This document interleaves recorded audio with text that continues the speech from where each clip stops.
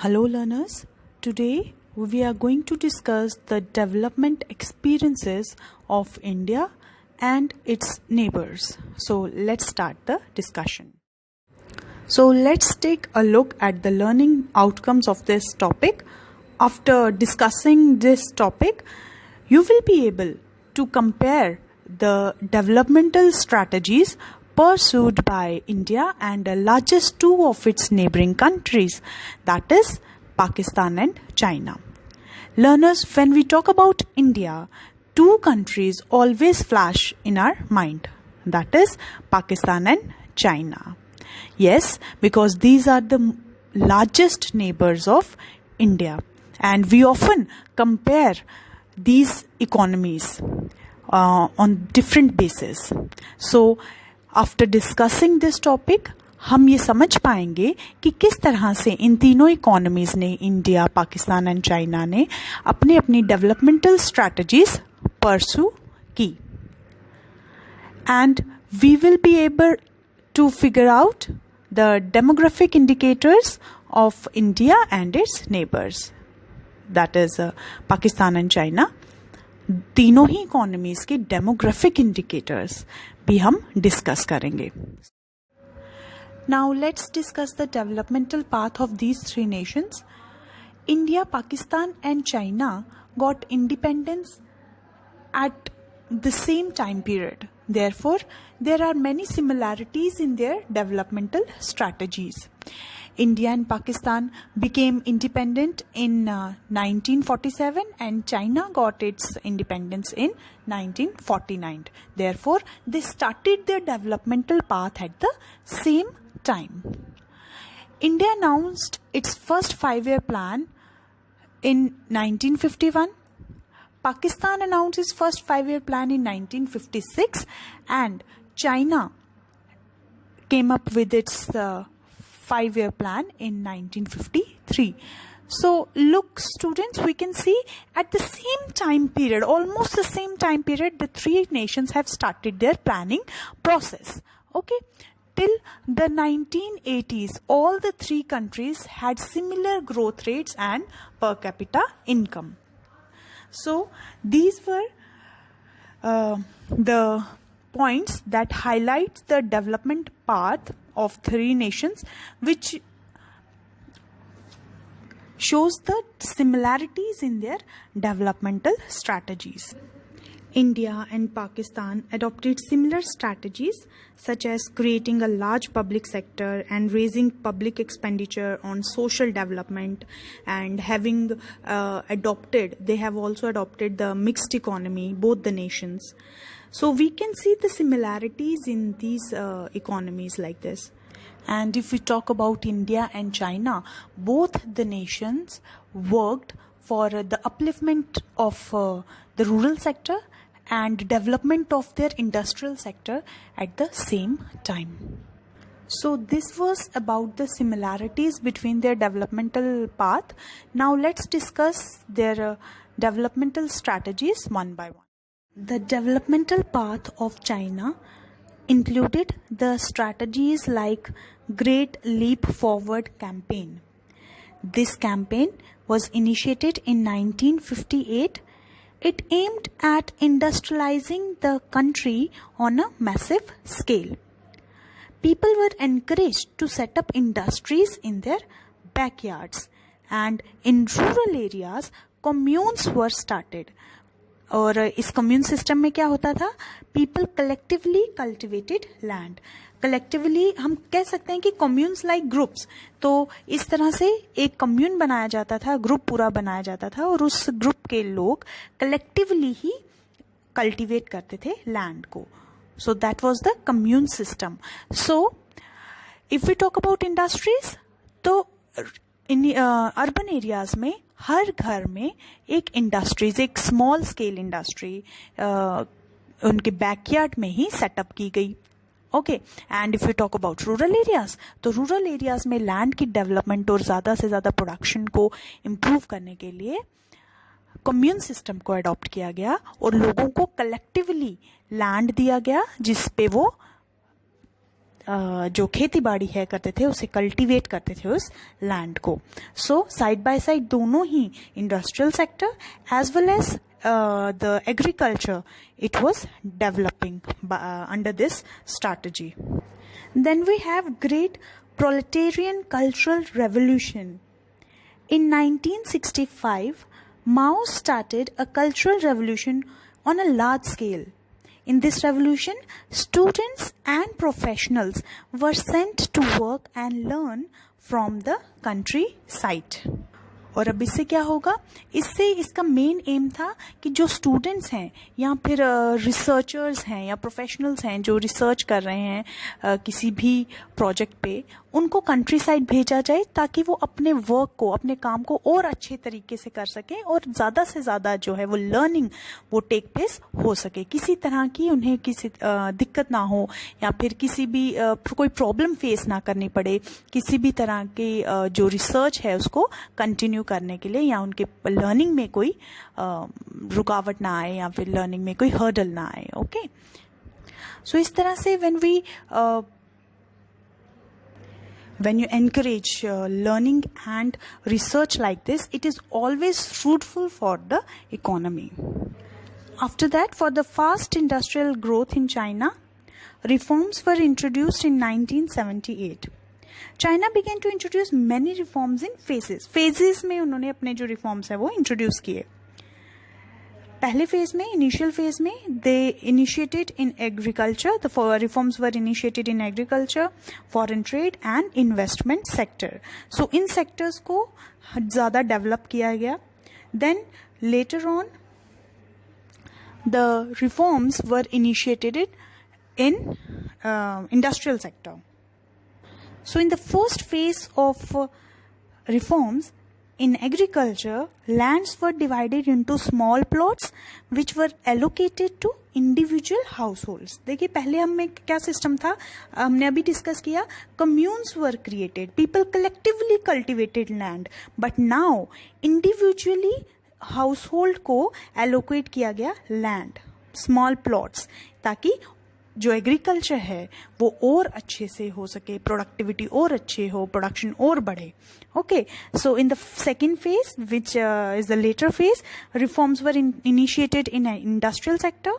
All enterprises which were owned and operated by local collectives in particular were allowed to produce goods. So इस तरह से दोनों ही crucial areas, agriculture and industries, दोनों को ही develop करने के लिए फेजेस वाइज जो स्टेप्स हैं वो लिए गए. Now if you talk about the developmental path of Pakistan, first let's see which type of economy they adopted. So Pakistan adopted mixed economy model like India, where public and private sectors coexist together. Then slowly and gradually in 1950s and 60s, Pakistan introduced a variety of regulated policy framework to protect its consumer goods by the policy of tariff protection. What do you mean by tariffs? Tariffs are a tax on imported goods. जो भी हम goods import करते हैं दूसरे countries से, उन पे एक टैक्स लगाया जाता है जिसे हम टैरिफ्स कहते हैं. अब अपनी डोमेस्टिक इकोनॉमी में जो प्रोड्यूस होती हैं गुड्स, जो हमारी अपनी डोमेस्टिकली प्रोड्यूस्ड गुड्स होती हैं, उनको फॉरेन कंपटीशन से बचाने के लिए often economies go for tariffs. So Pakistan also adopted this policy to protect its consumer goods. It introduced the policy of tariff protection, जिसे हम regulated policy framework कहते हैं. Regulations, जहाँ पे policy ऐसी policy को adopt किया गया जिसमें बहुत सारे regulations थे, ताकि उनकी जो अपनी domestically प्रोड्यूस्ड गुड्स हैं उनका प्रोडक्शन बढ़ सके, उनको जो फॉरेन कंपटीशन है उससे बचाया जा सके. So this is also called the import substitution policy. This policy was also adopted by India. Pakistan also introduced green revolution to increase the production of food grains, and also it invested a lot in the infrastructure development. In 1970s, nationalization of capital goods and industries took place in Pakistan. But in the late 1970s and 1980s, Pakistan started denationalization in many areas, and it started encouraging private sector. इसके साथ साथ western nation से बहुत ज़्यादा financial support मिलने की वजह से एक कंड्यूसिव इन्वायरमेंट रहा है न्यू इन्वेस्टमेंट्स के लिए पाकिस्तान में. And finally in 1988 reforms were initiated in the country. Now if we talk about the developmental path of India, so last chapters में हमने बहुत सारा इंडिया की डेवलपमेंट और उनकी स्ट्रैटेजीज, उनकी पॉलिसीज़ के बारे में पढ़ा है, किस तरह से उन्होंने इंट्रोडक्शन किया है पॉलिसीज़ का और कैसे एक डेवलपमेंटल पाथ को फॉलो किया. सो here we have a precise explanation of those policies.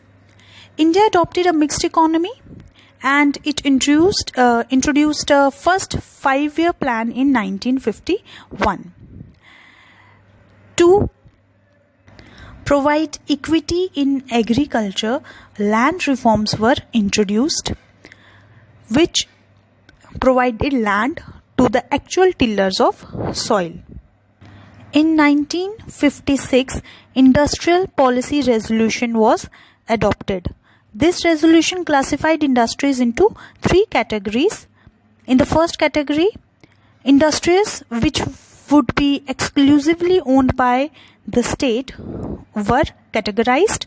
In the second category, the industries in which private sector could supplement the efforts of the state sector, with state taking the sole responsibility for starting new units, were categorized. And in the third category, the remaining industries were kept for the private sector. Then import substitution was adopted. I have already explained this point, that what is import substitution. It is inward looking trade strategy जहाँ पर हम अपने domestically produced goods को foreign competition से protect करते हैं. Then green revolution was initiated in 2 phases.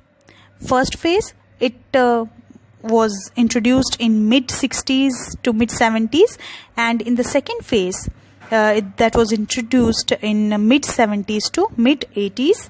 In the first phase, the high yielding variety seeds were restricted in more affluent states like Punjab, Andhra Pradesh and Tamil Nadu. But further, these high yielding variety seeds primarily benefited wheat growing regions only. But in the second phase of green revolution, the high yielding technology spread to a large number of states and benefited more variety of crops. So हम कह सकते हैं green revolution जब start हुआ तो it started with wheat. Therefore wheat growing जो regions थे उन्हीं में इसको इंट्रोड्यूस किया गया. But with its success later on in the second phase more crops were benefited and a large number of states and regions were included in this high yielding variety technology.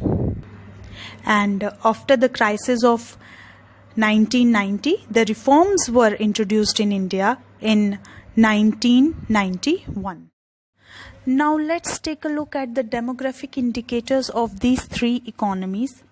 Learners, if we look at the global population, out of every 6 persons living in this world, one is an Indian and another a Chinese. Therefore, the demographic indicators of these nations should be compared.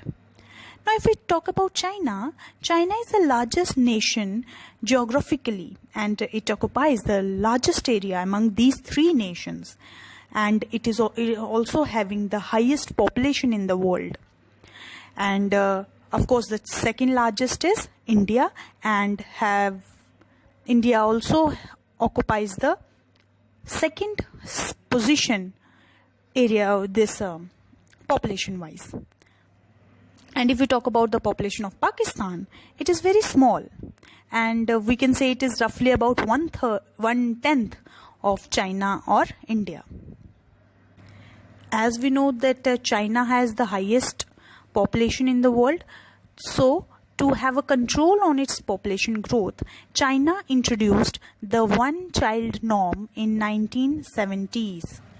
The sex ratio, which is the proportion of females per 1,000 males, is also biased in all these three countries. You can look at the table given below this slide and compare the different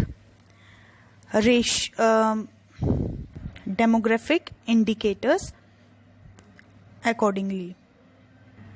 You will notice that the sex ratio is low and biased against females in all three countries. And the reason is that the preference of son is prevalent in these three countries. So that could be a reason. And in the recent times, these three countries are adopting various measures to improve the situation, to have a control on this situation and increase the population of females also, so that they can improve their sex ratio. In 1970s, China introduced the one-child norm, and it was very successful also. China was able to have a control in its population growth. Along with it, after a few decades, it was seen that the population of elderly people increased in proportion to young people. So this led China to allow couples to have 2 children, and the one-child norm was taken back in 2015. Now have a look at the table given below.